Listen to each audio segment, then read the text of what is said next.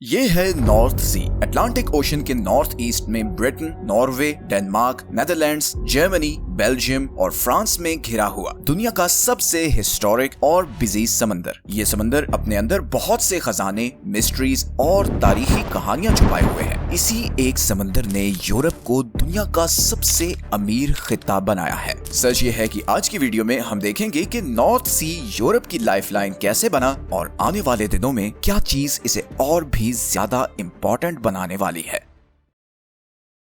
कहते हैं कि जो भी समुद्रों को कंट्रोल करता है वो ही दुनिया पर राज करता है। 5,70,000 स्क्वायर किलोमीटर पर फैला हुआ नॉर्थ सी इसकी सबसे बड़ी एग्जाम्पल है। हजारों साल से ये समंदर यूरोपियन पावर्स का बैटल ग्राउंड रहा है, जहां पर बेशुमार जंगें लड़ी गईं। इन जंगों की शुरुआत हुई 43 AD में, जब रोमन एम्पायर ने शिप्स के जरिए ब्रिटेन पर अटैक करके उस पर कब्जा किया और फिर यहाँ पर पहली दफा पोर्ट्स बनाए, जिसके बाद ब्रिटेन और सेंट्रल यूरोप के बीच ट्रेड शुरू हुआ। ये वो पहला मौका था जब दुनिया और स्पेशली यूरोपियन एम्पायर्स को एहसास हुआ कि जिसने भी यूरोप पर राज करना है उसे नॉर्थ सी का कंट्रोल लेना होगा। 8वीं सदी में रोमन एम्पायर के कोलैप्स के बाद नॉर्थ सी का कंट्रोल स्कैंडिनेवियन कंट्रीज में मौजूद वाइकिंग्स के पास चला गया। ये लोग छोटी छोटी कश्तियों के जरिए इधर नॉर्दर्न और सेंट्रल यूरोपियन कंट्रीज पर हमले करते और उन्हें लूटते। इन लोगों को छोटी छोटी शिप्स का इतना फायदा था कि इनके जरिए ये यूरोप के दरियाओं में भी घुस जाते और वहां से सेंट्रल यूरोप तक पहुंच जाते। सारा यूरोप इनसे तंग था और इनकी इसी लूट मार के जवाब में जर्मनी में मौजूद चंद ताजिरों ने मिलकर एक ऑर्गेनाइजेशन बनाई जिसका नाम था हैंसेआटिक लीग। इस लीग का मकसद ये था कि ये नॉर्थ सी में अपने ट्रेड रूट्स को और यूरोप के साहिली शहरों को वाइकिंग्स की लूट मार से बचाएंगे। ये आइडिया आहिस्ता आहिस्ता इतना पॉपुलर होने लगा कि बाकी यूरोप के बिजनेसमैन भी इस ऑर्गेनाइजेशन में शामिल होते गए। इन लोगों ने वाइकिंग्स के हमले से बचने के लिए बड़ी बड़ी नेवी शिप्स और ट्रेड पोस्ट्स बनाना शुरू कर दी। 15th सेंचुरी तक हैंसेआटिक लीग का इन्फ्लुएंस इतना ज्यादा था कि ऊपर हिस्टोनिया से लेकर नीचे यूके और फ्रांस तक नॉर्थ सी में इन्हीं का कंट्रोल था। नॉर्थ सी अब ट्रेड के लिए सेफ हो चुका था, जबरदस्त पोर्ट्स बन चुके थे और नेवी में पूरी दुनिया में यूरोप का कोई मुकाबला नहीं था। यही वो टाइम था जब यूरोपियंस ने सोचा कि इसी नेवी के जरिए अब नए रिसोर्सेज और नए कॉन्टिनेंट्स डिस्कवर किए जाएं। इसी मकसद के लिए यूरोपियन कंट्रीज ने यहाँ से बाकी दुनिया के समुद्रों में अपने एक्सप्लोरर्स भेजे और इसी के नतीजे में फिर अमेरिका,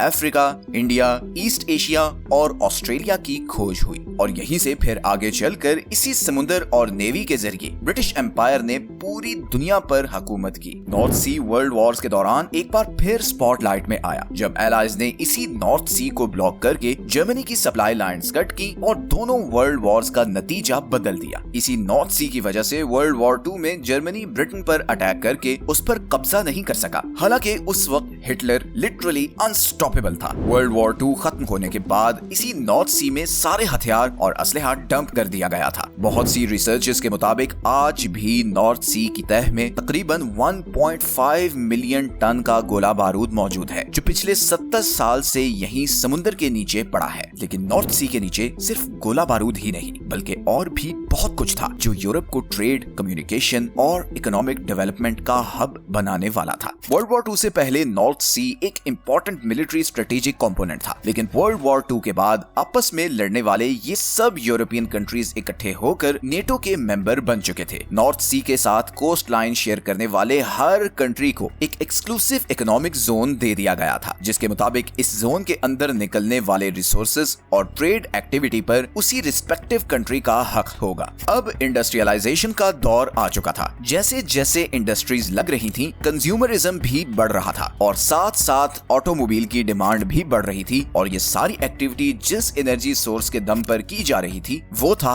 ऑयल। उस वक्त यूरोप में सिर्फ यूके और जर्मनी के कुछ पार्ट्स में थोड़ी सी ऑयल की प्रोडक्शन की जा रही थी, बट वो इस बढ़ती हुई इकोनॉमिक एक्टिविटी को सस्टेन करने के लिए नाकाफी थी और इसीलिए सारा वेस्टर्न यूरोप अपनी एनर्जी रिक्वायरमेंट के लिए बहुत हैवीली मिडिल ईस्ट पर डिपेंडेंट था। लेकिन फिर कुछ ऐसा हुआ जो इस सारी सिचुएशन को बदलने वाला था। 1959 में नेदरलैंड में ग्रोनिंगन के पास बहुत बड़े नेचुरल गैस के रिजर्व्स डिस्कवर हो गए। इस डिस्कवरी के बाद सब north north European countries specially UK और नॉर्वे ने बहुत एग्रेसिवली नॉर्थ सी में ऑयल और गैस की तलाश शुरू कर दी, क्योंकि नॉर्थ सी में सबसे बड़े इकोनॉमिक जोन्स इन्हीं दोनों कंट्रीज के थे। जबरदस्त एक्सप्लोरेशन कैंपेन्स लॉन्च की गई, एक्सटेंसिव ड्रिलिंग की गई, मगर 200 अटेम्प्ट्स के बावजूद भी कुछ भी नहीं निकला। सब लोग मायूस हो चुके थे। लेकिन फिर 1969 में फिलिप्स पेट्रोलियम नामी कंपनी ने एक आखिरी ट्राई करने की ठानी और इस दफा उसने इधर नॉर्वे के EEZ जोन के बिल्कुल कॉर्नर पर, जहां यूके, नेदरलैंड्स, जर्मनी और डेनमार्क के EEZ मिलते हैं, वहां पर ड्रिलिंग शुरू की और लकीली यहां पर बहुत बड़े ऑयल रिजर्व्स डिस्कवर हो गए। इस डिस्कवरी ने नॉर्वे की तकदीर बदल दी। फिश और लकड़ी एक्सपोर्ट करने वाला एक गरीब सा कंट्री अब दुनिया का सबसे बड़ा ऑयल प्रोड्यूसर बन चुका था। कुछ ही अरसे में यूके भी यहाँ पर ऑयल और गैस रिजर्व्स डिस्कवर कर चुका था। इन डिस्कवरीज के बाद यूके अपनी 90% ऑयल रिक्वायरमेंट इस नॉर्थ फील्ड से पूरी कर रहा था और उसे सिर्फ 10% ऑयल बाहर से इंपोर्ट करना पड़ रहा था। इन्हीं ऑयल रिजर्व्स की वजह से आज बाकी यूरोपियन कंट्रीज के मुकाबले में यूके अपनी एनर्जी रिक्वायरमेंट के लिए किसी एक्सटर्नल कंट्री पर डिपेंडेंट नहीं, और इसीलिए रशिया यूक्रेन वॉर के बाद भी उसे उस शिद्दत से एनर्जी क्राइसिस का सामना नहीं करना पड़ा जैसे कि जर्मनी और बाकी यूरोपियन कंट्रीज को करना पड़ा है। तो इन अ नटशेल अगर देखा जाए तो North Sea in European countries की इकोनॉमी के लिए बैकबोन की हैसियत रखता है। लेकिन नॉर्थ सी से ये रिसोर्सेज निकालना कोई आसान काम भी नहीं, क्योंकि यहाँ बहुत से तूफान आते हैं जिसकी वजह से समुद्र के तेवर भी अक्सर खराब रहते हैं। पिछले 60 सालों में यहाँ बहुत से एक्सीडेंट्स भी हो चुके हैं और कई हजार लोग अपनी जान से भी हाथ धो बैठते हैं। अक्सर अटलांटिक ओशन से आने वाली लहरों की वजह से नॉर्थ सी में लहरें खतरनाक हद तक ऊंची हो जाती हैं और यहाँ से गुजरने वाले समुद्री जहाजों को बहुत मुश्किल होती है। इसी तरह नॉर्थ सी में ऑयल और गैस के रिजर्व्स भी तेजी से खत्म होते जा रहे हैं और हो सकता है कि कुछ सालों बाद नॉर्थ सी के डायनामिक्स टोटली चेंज हो जाएं। खैर,